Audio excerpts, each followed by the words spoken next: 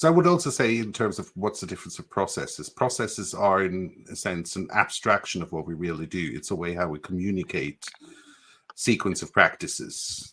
Processes aren't as real as practices. They're more an abstract concept. They're useful for communication, for alignment, but they're abstract. I also suspect that processes are kind of like a complicated wishful thinking thing, like where management might believe that we've defined this process now and everybody's going to follow it and it's going to be grand. And that might actually not be true, because actually there's a bunch of people doing a bunch of practices in there that are hidden, and I mean, that's often the case when you do process maps, and then you go and see what people really are doing. You see all of the things that were left off the map that actually matter. And Chris used that phrase from Snowden, that linearity is deceptive. Yes. So right. People like to doing this stuff linear, but value comes out of networked activities, not linear activities. There's a framing by a gentleman called Stephen Sharrock that's caught our interest in recent weeks. Mario Platt, one of our friends, can share it with us. It's the idea that understanding work, you can look through multiple lenses, and they have this idea of work as done. That's kind of what we're trying to talk about here with practices and practice theory. How is work done? Then you have work as prescribed. What are the policies that put in place to say you must follow? Really interesting, certainly from Mario's perspective, because he's a security consultant, how you prescribe the practices, how the work is done. Then you have work as disclosed. That's how people tell you they do the work. And then you have work as imagined. That's how you might consider from the outside work is being done, which is a really interesting frame. And maybe work as described or work as prescribed could be process related. I'll put a link to the article in the chat. Yeah, very interesting. Thank you. Welcome back, Matthew. How are you holding? I'm here. Okay, so Adi asked this question. Digital transformation people are looking at people as sources or source of mistakes in processes. And he wants to know how would you answer that? Maybe Matthew. Good luck running a company without people. Like, no, how do you get away from the blaming of people? I'm being very facetious here, but I'm tabling my whole rant about the idea of autonomous corporations and the failed experiment that is blockchain companies. But at the bottom line, we have an obligation to the people that we work with. We can either be better at working with people and arriving at a shared understanding and shared direction, or we can continue to demonize something that we're never going to get rid of. So either be a curmudgeon and continue hoping for the magic beans that will get you the autonomous organization that will solve your problems relating to your fellow human beings, or get good at the people. The question makes me think of the Deming quote, which I'll surely get wrong, is that 95% of the variability within a system is an organization, is attributable to the system, and the 5% is attributable to the individuals.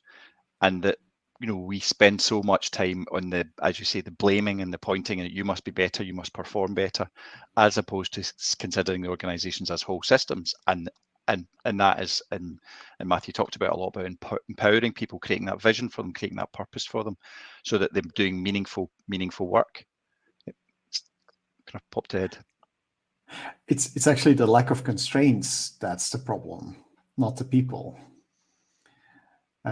Like if you, it's the responsibility of the system, or this is how I've learned to think about this, is that it's the responsibility of the system and whoever cares about the system, and hopefully that's everybody in the system, to create the constraints that are going to prevent people from doing the things that harm the system, and making sure that it becomes as easy as possible to do the right things, while not being completely blocked from doing innovative, complex, adaptive things. Right? Yeah, so the way I usually explain this is that people's behaviors is the reaction to the constraints of the systems on them. But one of the things to keep in mind here is that the systems or an organization with its technology, with its rules, with its policies, with its people is not a predictable thing. So you can't just, so quite often then you say, oh, it's a system, but then you think, okay, the people in charge are responsible. They are to blame because they set up the system in this way. But the way they act on the system doesn't produce predictable results in a sense. So they might issue policies or the visions or goals or stuff, and then are themselves surprised how the system responds to that. So it has to be really understood that the organization on its own has agency, and we have to iteratively learn, trying to change that, rather than expecting somebody can come with a big sledgehammer and fix things. Well, one thing I started. Oh, this is not a. It's turning into. So I want to drop this because it's really interesting. One thing I've started wondering about is if, to be able to solve the problems of a system, you need a system of at least the complexity of the system. So if you're in there as a single individual trying to solve the system problems, it's not going to work. You at least need to engage with the hive mind of the system to try to address it, I think, maybe. I don't know. Is that maybe a hot take? What do you think? Well, if you would want to become predictable, yes, but you don't need to be predictable. You can you can do experiments in parts of the system and see how they affect those parts, and then if they work, you scale them up.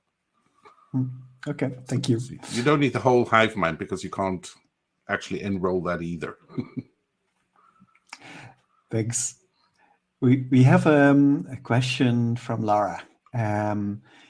Can a group of people together act their way into a new way of thinking? For example, me learning this now here, slight shift in mindset, sort of bringing back to my team, but then the chasm. Any help? As we cannot draw the complexity on the wall. What does this spark? Matthew, do you want to go first? Or Chris? I'll jump. Okay. So there's a slight issue with acting your way into new thinking, is that it needs some sort of facilitation or ideal leadership. So if we take Chris's example from NUMI, the Toyota managers, even though they didn't know exactly how it has to play out at NUMI to work, they had an experience of what good looks like. And that gave them an orientation to see, okay, if we tell them to, so if we help them to change in this way, does this come closer to good? And so, in a sense, you need to have some sort of understanding of what good looks like, or you might. So then that would require you need somebody who's already done it. That's not often the case. Yeah, often you actually don't have anybody who has done exactly your problem, but you then constantly have to ask that question. So step back. We do this in retrospective, for example, in Agile. Is this really better? Have we improved? Not just have we hit the metric or the OKR or blah, blah, blah. So do we actually think this is the right direction? And that's where tastes come in. Yeah. So this slightly ambiguous thing. But we all been in the situation. We know, yeah, this isn't really an improvement. And we might have not been able to say it exactly with metrics, etc. But we sort of felt the taste was not quite right. Matthew, I see you pondering, and I saw you scribbling, so maybe you have something to add. Well, you know, I've got a nice recipe for later. No, I think the question. I don't want to dismiss the question with an offhanded statement. It would certainly be something that I'd want to unpack and explore.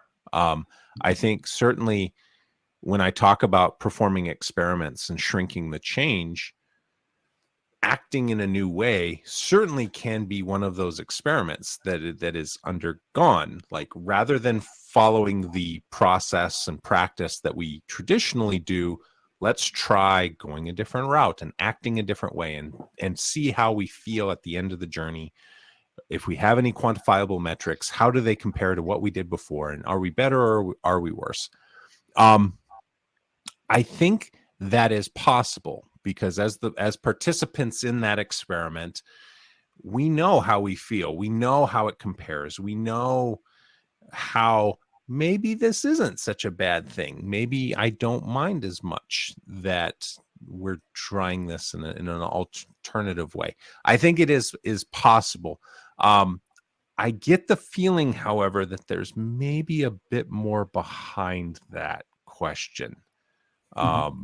So I'd be interested in a longer session in actually exploring a bit more about, there's a reason this is being asked, and I'd like to understand more about what that possibly might be. Maybe we should get Laura on the podcast to dig a bit deeper.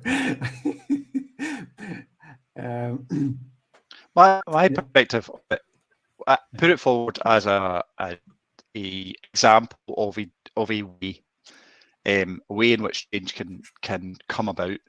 It was an example of a constraint put in the environment, the add-on cord, which created a different set of practices. But it wasn't just as simple as the action.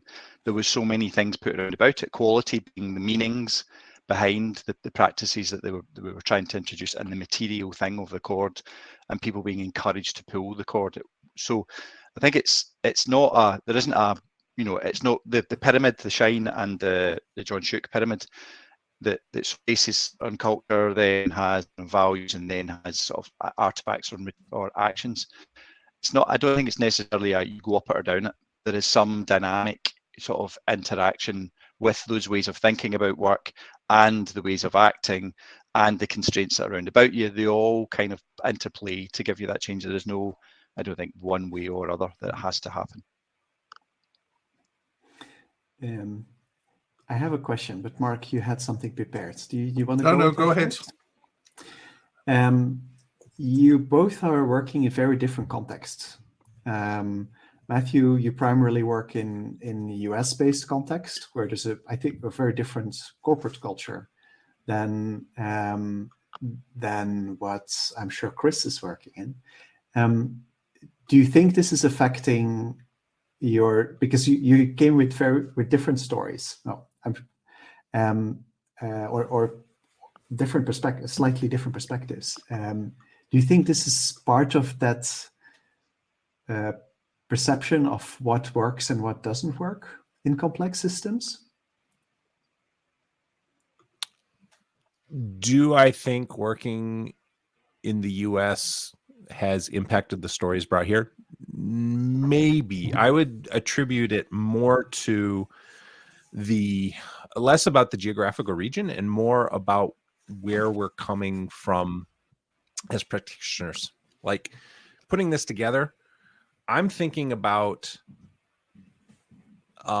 entry-level developers who come into what they perceive as a dysfunctional organization, and they want immediate results. They want to bring with them their favorite hobby horse toys and imbue them in the environment. And perhaps I was too subtle, but in those 7 skills, there's a undercurrent of change of the individual as they go through that process. It's not about ultimately changing the organization, is about changing yourself.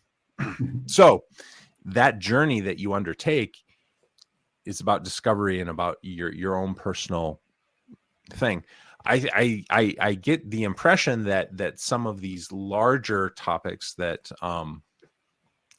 Chris was talking about come from engaging with the higher ups in the organization who are looking more from a different perspective.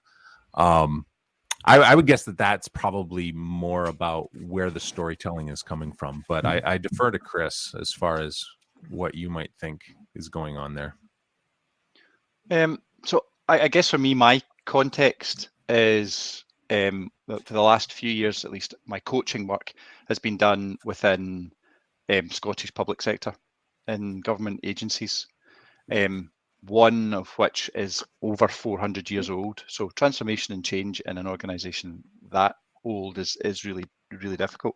My experiences have been in mostly as a change agent. So as an agile coach and a lean agile coach, my job is to go in and help with the change. It's not to deliver the value of the organisation.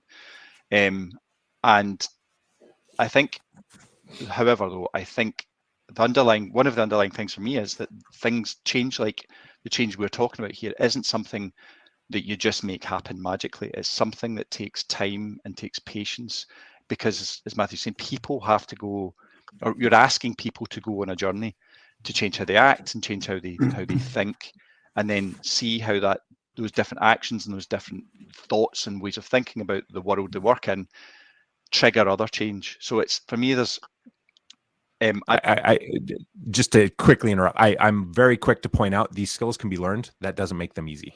Yeah, absolutely. Yep. So yeah, I think it's for me, the context I've been in, it's been interesting because there's been a use of the skills, like the skills Matthew were talking about, in multiple different contexts. So not just software developers and software teams, but business operations teams, IT operations teams, different spaces like that. And I think what I really liked about the kind of articulation of them, they are kind of skills that are adaptable into different spaces to help with, I guess, what I was saying about how we change practices. The overall culture of the organization, which I think is kind of what you were getting at, creates different challenges. One of the big challenges we have or had in recent years with an environment which has not been taken care of for quite a long time is that it's very difficult to engage people in this remote working space. Mm-hmm. So if there isn't that kind of sense within a group that they have agency, that they can affect change themselves, actually getting to talk to them and sparking that fire is really difficult, because people just turn the cameras off. I mean, they just don't. It's much easier to put use the word again, constraint on the conversation and change. So I don't know if sorry. I was going to say, an aspect of this talk that suffered due to the time constraints was about agency and convincing individuals, no matter where they are in their hierarchy, that they do have agency.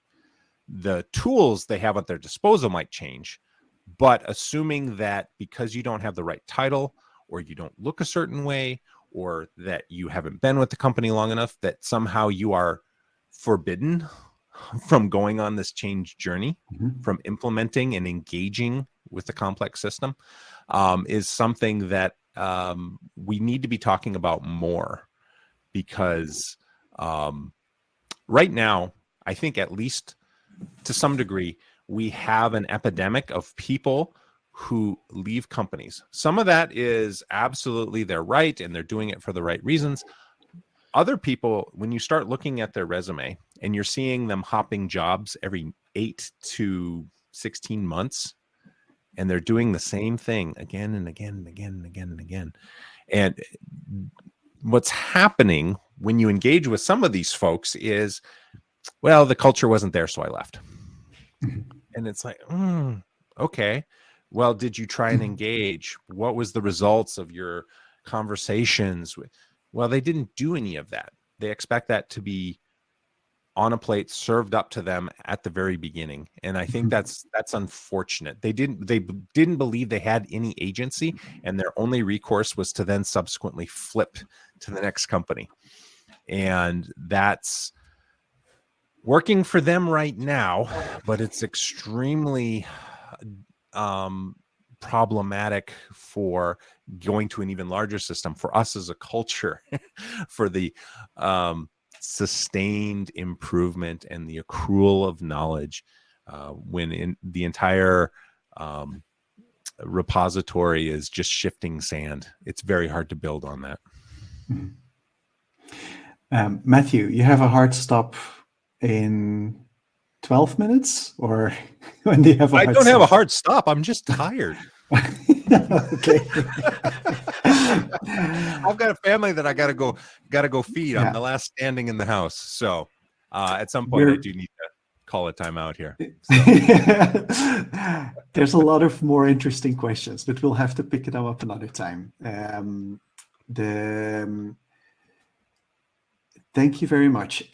Could you still want to pitch your book? There's plenty of time for pitching a non-existent book. We'll do that another time. I'm Okay, still we'll do working that on it. another For time. what Kristof is alluding to, the basis of this presentation will become a book at some point. I'm still working on it.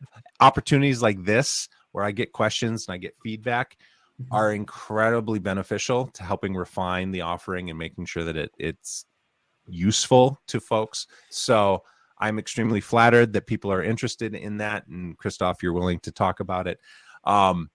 If people are truly just hankering for updates on when I get around to finishing it, just reach out to me on Twitter or my website and we'll figure something out. But that's about as soft a pitch I'm going to make right now.